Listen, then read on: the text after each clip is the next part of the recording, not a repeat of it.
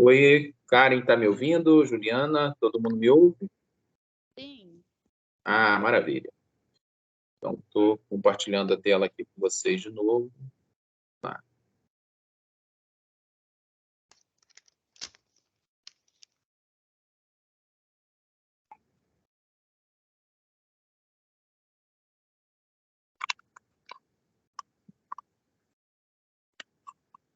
Bom, até onde eu falei, ficou alguma dúvida?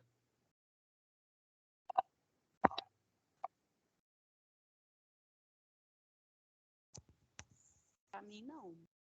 Tá. Aqui.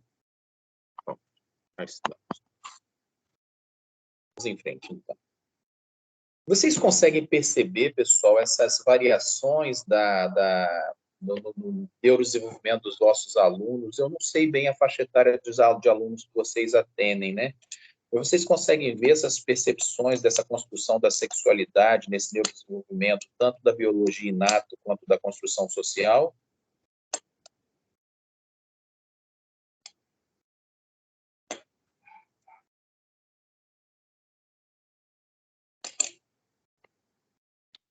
Professor, eu estou um pouco confusa, que já faz uns 4 minutos que a gente não te ouve. Então, eu não sei se o senhor continuou a aula, porque já faz um tempinho que a gente não está te ouvindo. E que Não, caiu, né, para a gente. Caiu dessa parte que eu estou perguntando agora. Até essa parte da explicação da sexualidade infantil sobre biologia inata e a construção social, vocês ouviram, né?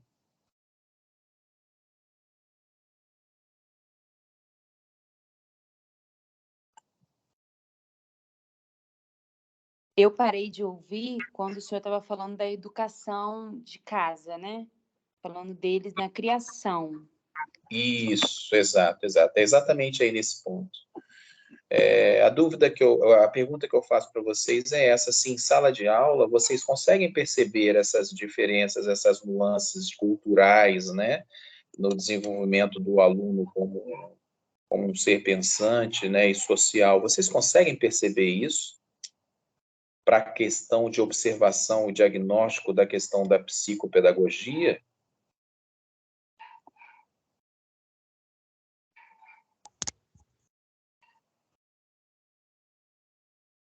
Eu percebo que cada aluno vem trazendo de casa, né, uma percepção diferente nessa questão da sexualidade. Tem uma cultura realmente diferente de um aluno para o outro. Eu acredito que desses componentes de casa, alguns alunos têm um pensamento um pouco mais aflorado em relação a até mesmo um posicionamento, né, uma coisa assim mais forte, e outros não, outros ainda vêm bem devagar, né, nessa questão, não tem um desenvolvimento tão acelerado. E o quanto isso interfere na tua ação docente? Porque você precisa levar o conteúdo de forma igualitária para um grupo de alunos e não para um apenas, né? Como é que você consegue lidar com isso? Então, quando ocorre, assim, geralmente eu consigo aplicar, né, o material, as atividades, de uma forma em conjunto, mas quando eu vejo que tem alguém ali que, né, de certa forma não está conseguindo chegar aonde deveria, né, ou não está conseguindo ter essa percepção da aula, aí eu consigo, né, fazer um trabalho específico com aquela criança. Porque nem todos conseguem alcançar, né, de certa forma, tudo ao mesmo tempo. Esse trabalho você precisa desconstruir alguma coisa ou você consegue, a partir dessa diferença que você percebe na criança, peculiaridade da criança especificamente, você consegue, a partir dali, levar o conteúdo para ela de uma forma que ela compreenda dentro do nível de percepção dela, ou das limitações que ela possa ter? Então, geralmente eu consigo, a partir dali, desenvolver algo com ela, a partir da percepção dela, né, conseguir levar ali dentro da realidade dela. Mas para isso você muda o conteúdo do teu planejamento, especificamente para aquela criança, readaptando para ela, ou você acaba precisando readaptar para todo um contexto da turma? Geralmente, quando ocorre isso, eu adapto só para aquela criança. Quem está falando é a Karen? Isso. Pelo que eu entendi, só a Aline não tem condições de falar por causa de microfone, né? Mas as outras que estão participando, sim. Por que que as outras também não estão comentando? Vocês têm algo a comentar também, Juliana? Eu esqueci o nome das demais. É importante a participação bastante presente de vocês na aula de hoje, tá, pessoal?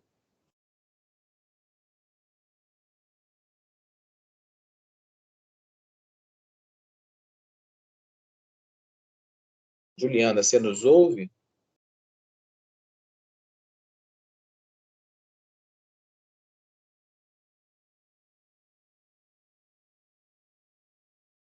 Karen, você me ouve bem, né? Sim. A Mayara comentou aqui no chat que ela também está sem microfone. Quem mais está no chat? Quem mais está em aula? Você, Mayara, a Aline e a Isso. Juliana, não é isso? Isso. Tá, a Juliana talvez esteja com algum problema também. Então, Karen, eu vou contar com Oi, você na professor. participação exclusivamente, tá? Desculpa, eu estava prendendo os cachorros aqui para abrir o portão. É a Juliana Mas falando? isso, Juliana. Eu já Pois. passei por uma situação da criança ter o primeiro contato com as diferenças, né, de gênero dentro de sala de aula, porque o pai acha muito cedo e vai adiando e não conversa e não mostra a diferença de menino e menina. E aí o primeiro contato que a criança foi ter foi dentro da sala de aula, o que para mim, particularmente, foi um pouco prejudicial, porque eu não gostaria de ter essa responsabilidade sobre a criança, e aí tive que conversar com os pais, que foi a nossa aula de hoje, enfim, e aí os pais darem continuidade em casa, quando eu penso, né, que deveria ser o contrário. Sim, sim. A Mayara e a Aline informaram aqui do microfone, obrigado. Eu entendo a sua fala, a sua aflição, né? A sua preocupação, é um desconforto, né? Qual era a faixa etária dessa criança? Você lembra a idade dela? Foram crianças 3, 4 anos. Sim.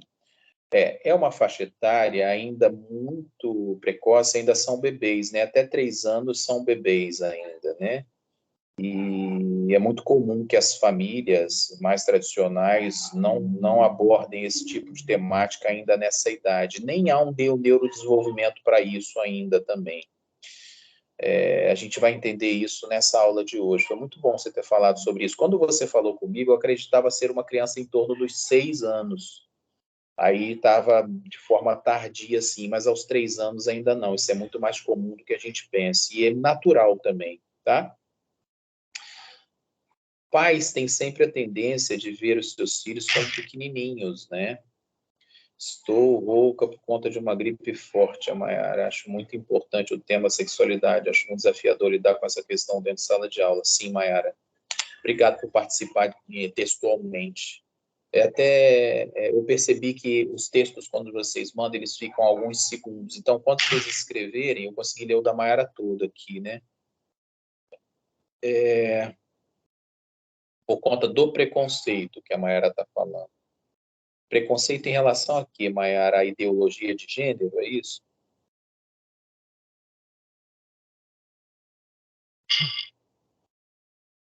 Sim, sim, sim.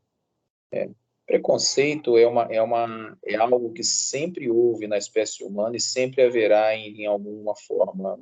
Eu não acho bonito, nem adequado e nem bom, mas todo ser humano tem preconceito com alguma coisa em dado momento da vida, né? O preconceito é um conceito antecipado, né?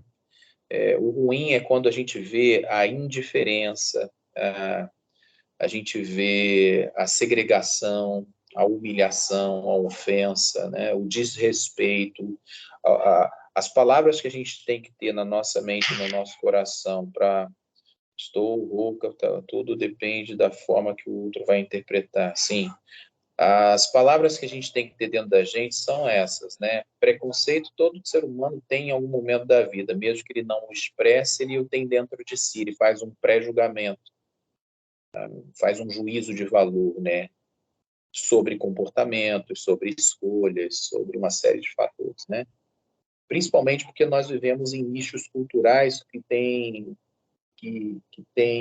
nuances de diferença, né?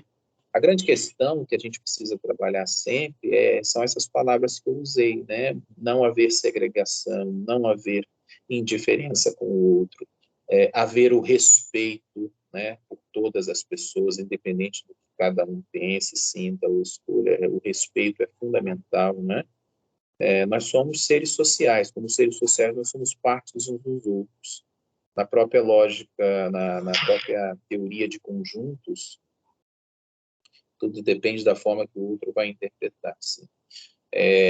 Na teoria dos conjuntos, o todo não existe sem as partes e nem as partes existem sem o todo. Uma sociedade ideal seria aquela na qual pessoas diferentes pudessem ou possam vir a conviver de forma harmônica, respeitando uns aos outros. E a questão do preconceito ela é sempre um caminho de duas vias, né? De nichos e de grupos sociais. É como se fosse uma competição. O mesmo grupo que pode ser preconceituoso por causa da religiosidade de um outro grupo ou de outra pessoa, ao mesmo tempo essa pessoa sofre a segregação, a separação e a indiferença desse grupo que é alvo do preconceito. E em várias outras vertentes, inclusive na questão da sexualidade, né? Quando a gente vê de qualquer dos dois lados, quer seja de um lado ou do outro, imposição sobre o outro grupo, isso é muito ruim.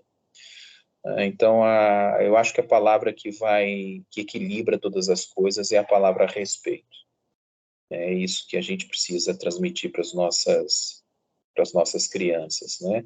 Se eu adoto um comportamento que é inadequado para vocês, na ótica de vocês, na percepção de vocês, mas eu o adoto porque ele me faz bem ou para mim é adequado, né?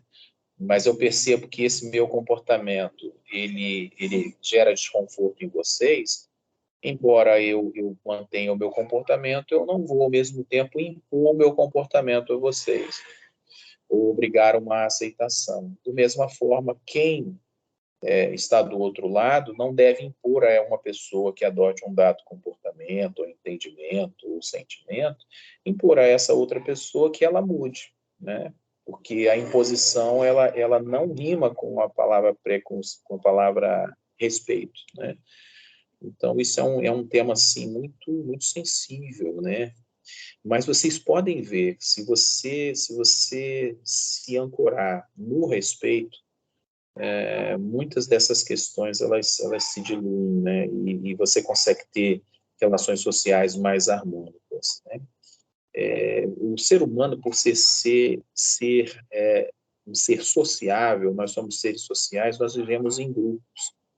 E uma das questões para que nos sintamos seguros é nos sentirmos aceitos naquele grupo no qual estamos inseridos. Você vai ver isso na prática é um exemplo raso, mas serve para ilustrar, dentro de um estádio de futebol, onde as torcidas dos dois times estão ali dentro de um mesmo espaço, cultural, social, onde todos têm o direito de entrar, todos pagam o ingresso, todos se assentam em bancos ou arquibancadas, todos vão torcer pelos seus times, todos estão ali por um mesmo propósito, mas muitas das vezes há guerra entre uma torcida e outra. O torcedor que veste a camisa de uma cor, ele tem automaticamente preconceito pelo torcedor que veste a camisa da outra cor. No seu inconsciente, ele desejaria que todos vestissem a camisa do seu time. Mas se todos vestirem a camisa do time dele, não há mais competição a ser disputada. Acaba o futebol, né? Não se vai mais para o campo. Vai se jogar contra quem?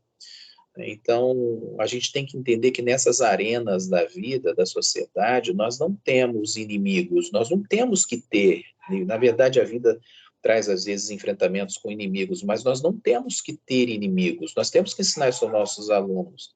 Você não precisa ser inimigo, você tem, às vezes, um competidor que está competindo do outro lado, né? Agora a gente vai ter o início da Copa do Mundo e em cada jogo entrarão 2 times competindo um contra o outro. Competindo por qual propósito? Para destruir o outro time, para humilhar o outro time, para segregar o outro time, para ser indiferente com o outro time, para humilhar, ofender, desrespeitar? Não, eles estão competindo por uma coroa, por uma taça, por um prêmio, por um título, né, por um nome na história, né? E o problema é que a sociedade de hoje, Renato Russo cantava, né, nos deram espelhos e vimos um mundo doente. A humanidade, de certa forma, entre aspas, ela adoeceu em muitos aspectos emocionais, de sentimentos, de entendimentos. Nós não precisamos entrar numa arena para sermos inimigos, não somos gladiadores. Nós estamos competindo pelo nosso espaço na sociedade. Quando você quer comprar um apartamento, você está competindo com todos os outros que querem comprar o apartamento. Quando você quer comprar um carro, quando você entra na fila da fila do ovo de Páscoa, na véspera do dia, né, para você tentar achar o último ovo de Páscoa, aí você está competindo com as pessoas. Somos competidores sociais o tempo todo. Quando você compete pelo emprego, quando você compete por uma promoção, por um aumento de salário, né? Somos competidores, não somos inimigos. Vocês entendem essa argumentação que eu usei? Vocês podem me dar um retorno, por favor?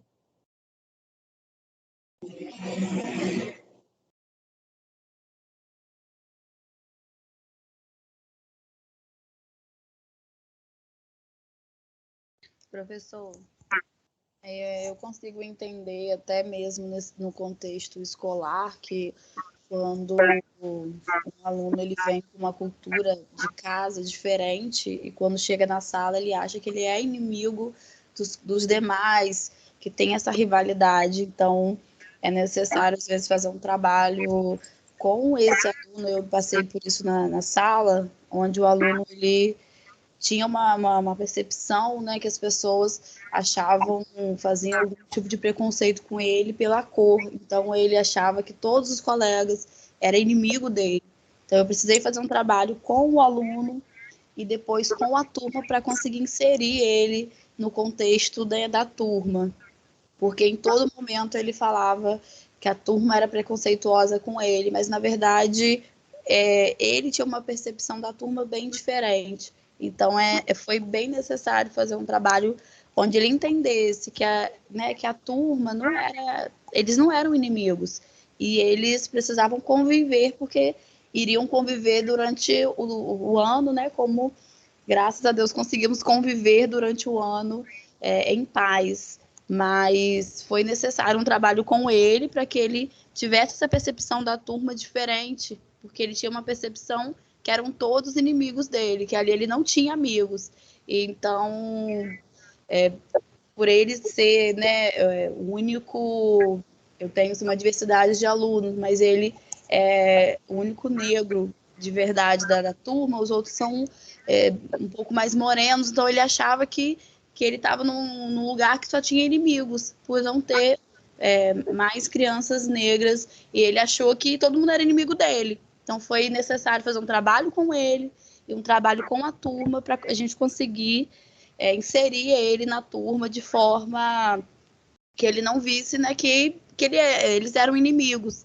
E às vezes acontece, né, ter uma dificuldade assim, dentro da sala em relação a essas divergências, porque as pessoas vêm de casa com um tipo de pensamento um pouco mais forte, né? Em casa tem uma mãe com uma fala que a criança vai absorver aquilo. Quando chega na escola, você precisa ter um discernimento bem forte para você conseguir inserir o aluno dentro daquele contexto. Sim. E eu digo que a escola é esse espaço democrático, social, né, onde o professor tem que ter uma habilidade enorme para a estabilização dessas crises, né, para o equilíbrio, para a conscientização, para aplacar essa emoção, essas emoções negativas, né, sem forjar mérito favorável a um lado ou ao outro. O professor não deve agir assim nunca, né? O professor deve buscar sempre o equilíbrio o tempo todo, né? Para que aqueles alunos no futuro façam parte, sejam membros de uma sociedade que viva em equilíbrio, em harmonia, e não em litígios, né? Não em guerras, como eu havia dito, né? Então, enfim, eu acho que esse debate ele é muito importante, né? Porque nós vivenciamos isso em sala de aula. Não tem como fugir disso, todas as épocas.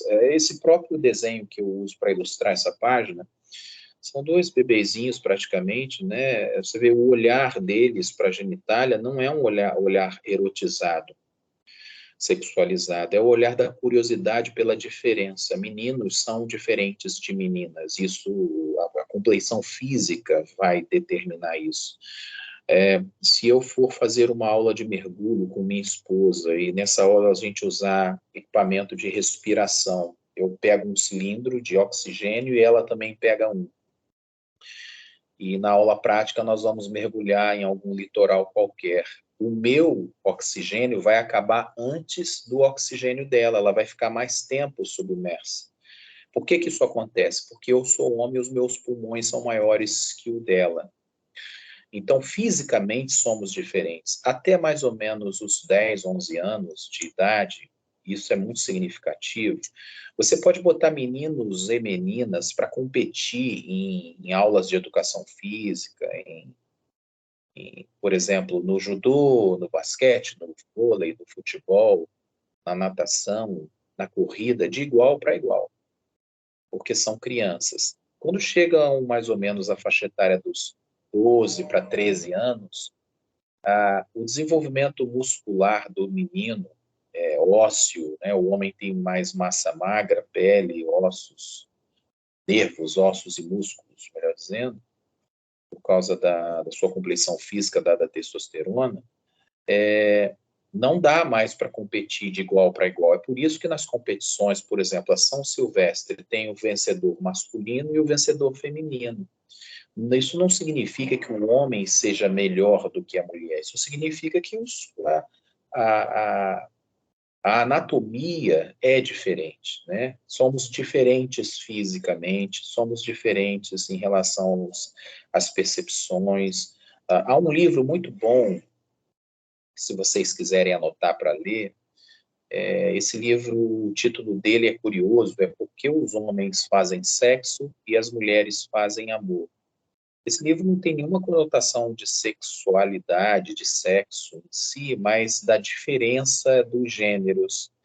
Se eu não me falha a memória, ele foi escrito por um casal de antropólogos, né, que viajaram o mundo, e fizeram pesquisas com centenas de homens e mulheres ao redor do mundo.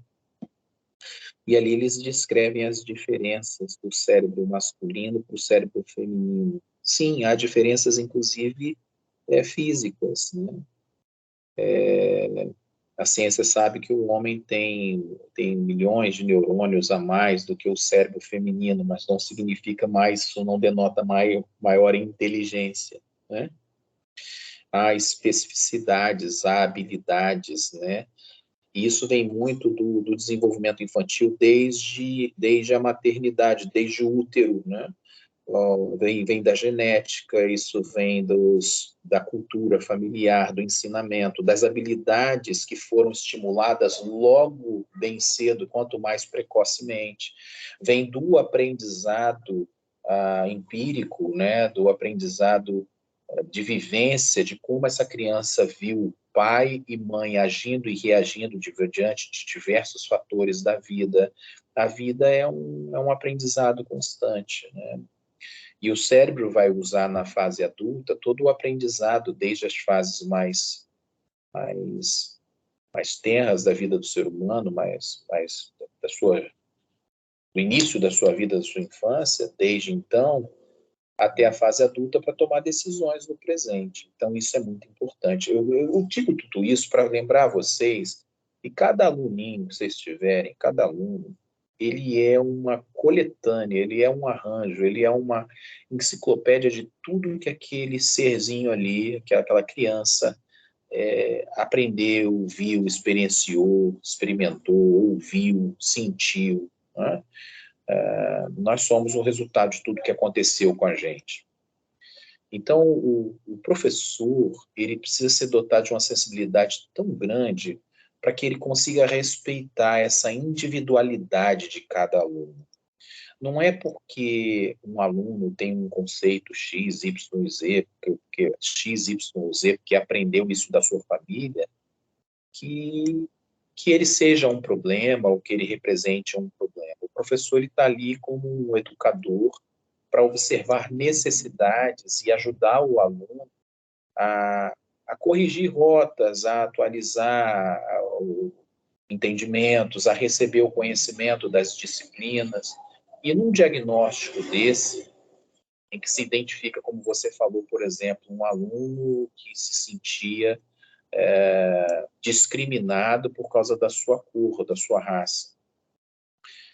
Cabe à escola, se a escola julgar adequado, isso começa com o professor que identifica isso junto ao seu aluno, levar esse assunto à coordenação escolar, à orientadora da escola, à direção, para que possa ser feito um trabalho como um todo na escola, né, de desmistificar essa questão do preconceito racial, né, do racismo e de outras situações semelhantes. E poder ensinar os alunos como um todo a essa palavra tão linda que eu falei para vocês há pouco, respeito. Não é porque o outro é diferente que eu não vou respeitá-lo, eu preciso respeitar as pessoas. Né? Respeito também é uma forma de amor. Respeito é uma forma de atenção, respeito é uma forma de consideração. Respeito é uma honra que se dá a alguém, mesmo que eu não concorde com essa pessoa, não significa que eu tenho o direito de desrespeitá-la. Vocês querem falar alguma coisa em relação a isso?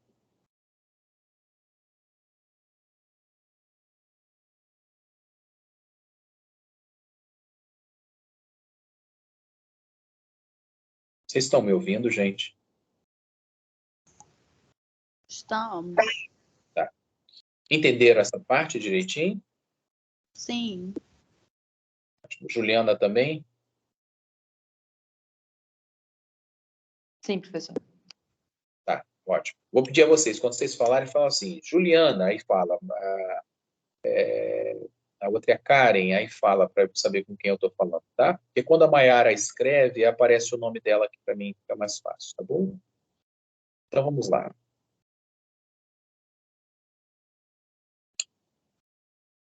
As duas personalidades mais famosas na investigação da sexualidade infantil são o Freud e o Alfred Kinsey. Tem outras também, como Anna Freud, que era filha do Freud, Melanie Klein, e algumas outras pessoas que desenvolveram essa psicanálise infantil, né? E vai servir, vai trazer algumas bases para a gente também, tá bom? Vamos em frente. O trabalho de Freud, ainda em 1905, conhecido como Três Ensaios sobre a Teoria da Sexualidade, ele foi o alicerce, né, para essa teoria do desenvolvimento psicossexual.